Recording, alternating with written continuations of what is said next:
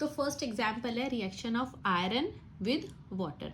बेटा किसी भी रिएक्शन को बैलेंस करने का दो तरीका है, या तो आप उसको इक्वेशन में ही आप बैलेंस कर लो, और या फिर आप पहले रिएक्टेंट और प्रोडक्ट के जितने भी एलिमेंट्स हैं उनके number of atoms note down करो, फिर उन्हें बैलेंस करो। मेरा सजेशन है, अगर आप जस्ट बैलेंसिंग स्टार्ट कर रहे हो तो पहले आप रिएक्टेंट और प्रोडक्ट को अलग अलग लिखो और फिर बैलेंस करो, क्योंकि जब आप इक्वेशन में करते हो तो कई बार क्या होती है, कन्फ्यूजन होती है, फिर आपको लगता है कि बैलेंसिंग तो बहुत टफ है। तो पहले स्टार्ट करते हैं हमें करना क्या है बैलेंसिंग में।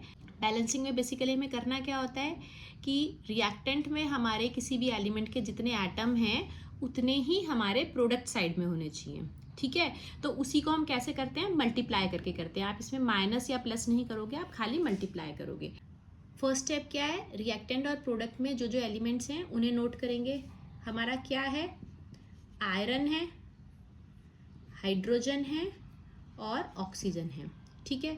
प्रोडक्ट में भी आयरन है, हाइड्रोजन है और ऑक्सीजन है, ठीक है। हाइड्रोजन के आगे हाइड्रोजन ही लिखना, ओके। अब हमें देखना है कि कितने एटम्स हैं इनके। आयरन का कितने एटम्स हैं, रिएक्टेंट में 1 है, इसके आगे कोई नंबर नहीं है, इसका मतलब ये 1 एटम है। और प्रोडक्ट में आयरन के 3 हैं एटम्स, क्योंकि यहाँ 3 लिखा है ना, 3 है। हाइड्रोजन का रिएक्टेंट में 2 है, क्योंकि यहाँ 2 लिखा है। और प्रोडक्ट में कितने हैं, 2, ओके। और ऑक्सीजन का रिएक्टेंट में 1 एटम है, ऑक्सीजन के आगे कुछ नहीं लिखा है ना, इसका मतलब ये 1 है। और प्रोडक्ट में कितने हैं, 4। अब हमें करना क्या है बैलेंसिंग में। बैलेंसिंग में हमें जितने एटम यहाँ पे है ना आयरन, हाइड्रोजन और ऑक्सीजन के, उतने ही हमें प्रोडक्ट साइड में करने हैं। और इसके लिए हम एक सीक्वेंस फॉलो करते हैं। सबसे पहले हम मेटल बैलेंस करते हैं, उसके बाद नॉन मेटल, फिर अगर कोई पॉलीएटॉमिक आयन है तो वो, इसका एग्जाम्पल जब आएगा ना आप तब अपने आप समझोगे इसे, फिर ऑक्सीजन और लास्ट में हाइड्रोजन। तो फर्स्ट देखो, हमें फर्स्ट करना है मेटल बैलेंस। आयरन के कितने एटम्स हैं, रिएक्टेंट में 1 है, प्रोडक्ट में 3 है। तो हम क्या करेंगे, इसे 3 बनाने के लिए हम इसको मल्टीप्लाई करेंगे बाय 3, ठीक है। तो इसका मतलब हम किससे पहले 3 लगाएंगे, रिएक्टेंट में आयरन से पहले, ओके। अब देखो हमारे मेटल बैलेंस हो गया, दोनों साइड में आयरन कितने हैं, 3। नेक्स्ट हमें करना है ऑक्सीजन बैलेंस, क्योंकि नॉन मेटल और पॉलीएटॉमिक आयन यहाँ नहीं है। तो ऑक्सीजन रिएक्टेंट साइड में 1 है, प्रोडक्ट साइड में 4 है। तो हमें क्या करना पड़ेगा, इसको हम 4 से मल्टीप्लाई करेंगे। मतलब हम कहाँ लगाएंगे 4, यहाँ पे वाटर से पहले लगाएंगे, क्योंकि ऑक्सीजन यही है ना।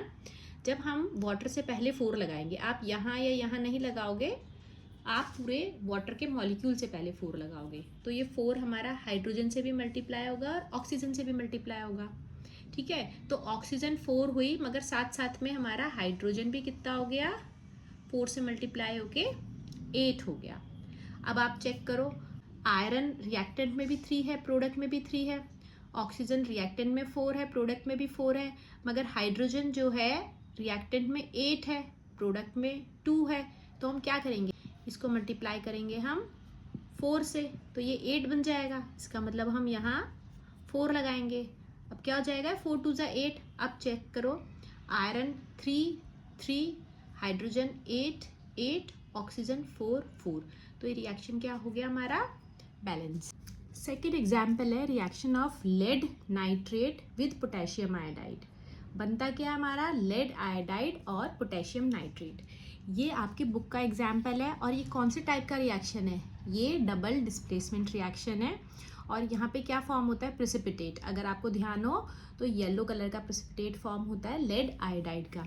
इस रिएक्शन के लिए भी बहुत बार बैलेंसिंग आता है, ठीक है। देखो अब आप लोगों ने पढ़ा होगा पॉलीएटॉमिक आयंस के बारे में। कौन से होते हैं पॉलीएटॉमिक आयन, जैसे नाइट्रेट, सल्फेट, कार्बोनेट, जिनमें 2 तरीके के एटम्स प्रेजेंट होते हैं और उन पे एक चार्ज होता है।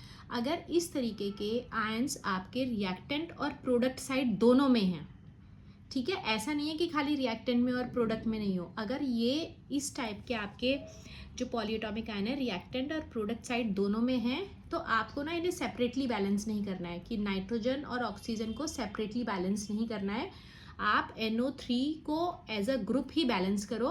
जब आप NO3 बैलेंस करोगे तो नंबर ऑफ नाइट्रोजन और ऑक्सीजन अपने आप बैलेंस हो जाएगा। इसके अलावा अगर कोई नाइट्रोजन और ऑक्सीजन और प्रेजेंट है तो आप उसको सेपरेटली बैलेंस करो, इससे बहुत ईजी हो जाता है, ठीक है। तो देखो इस इक्वेशन को हम कैसे बैलेंस करेंगे, कौन कौन से एलिमेंट प्रेजेंट है, रिएक्टेंट में लेड है। अब ये नाइट्रेट है ना, नाइट्रेट को आपको N और ऑक्सीजन अलग अलग नहीं लिखना है, आप नाइट्रेट को एज अ ग्रुप ही लिखो, NO3 लिखो, ठीक है। और क्या प्रेजेंट है, पोटेशियम है और आयोडीन है। लेड के कितने एटम्स हैं, लेड का 1 एटम है क्योंकि इसके आगे कुछ भी नहीं है, ठीक है। यहाँ पे नाइट्रेट देखो, ये बाहर 2 है ना, ये 2 इस पूरे नाइट्रेट के आगे है ना, तो इसका मतलब नाइट्रेट के कितने हैं, 2, ओके। पोटेशियम कितना है, 1, और आयोडीन कितना है, 1। अब प्रोडक्ट की साइड में देखो, प्रोडक्ट में लेड कितना है, 1, नाइट्रेट कितना है, 1 है, इधर ब्रैकेट लग के कुछ नहीं लिखा हुआ, इसका मतलब 1 है। पोटेशियम कितना है, 1 है, और आयोडीन कितना है, 2 है, ओके। अब हमें फॉलो क्या करना है, sequence, metal, non metal, polyatomic ion, oxygen and hydrogen. सबसे पहले मेटल, लेड हमारा बैलेंस्ड है, ओके। पोटेशियम हमारा बैलेंस्ड है। अब क्या आया, नॉन मेटल, आयोडीन बैलेंस करेंगे। आयोडीन हमारा रिएक्टेंट में 1 है, प्रोडक्ट में 2 है, तो हम क्या करेंगे, इसको 2 से मल्टीप्लाई, मतलब हम 2 कहाँ लगाएंगे, KI से पहले। जब हमने KI से पहले 2 लगाया तो ये जो 2 है ये K से भी मल्टीप्लाई होगा, मतलब पोटेशियम से भी और आयोडीन से भी। तो देखो ये भी हमारा कितना हो जाएगा, अब पोटेशियम भी 2 हो जाएगा।